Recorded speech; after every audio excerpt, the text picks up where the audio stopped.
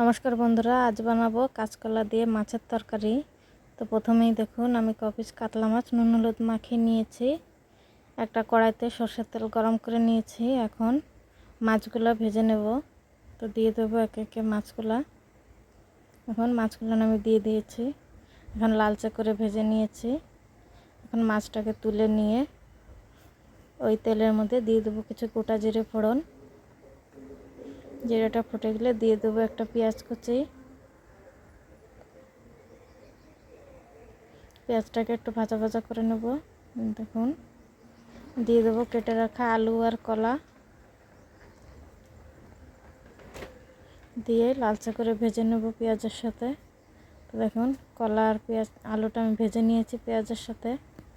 এখন দিয়ে দেবো স্বাদ মতো নুন, দিয়ে দেবো 1 চামচ হলুদ,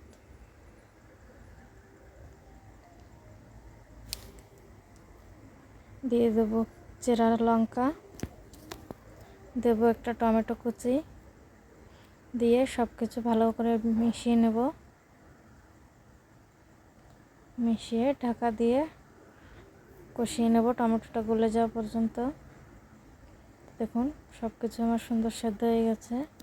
এখন দিয়ে দেবো পরিমাণ মতন জল।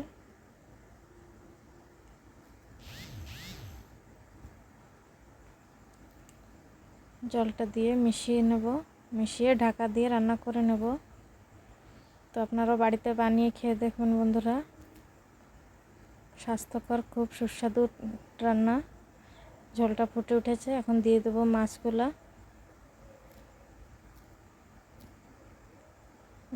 দিয়ে ভালো করে মিশিয়ে নেব।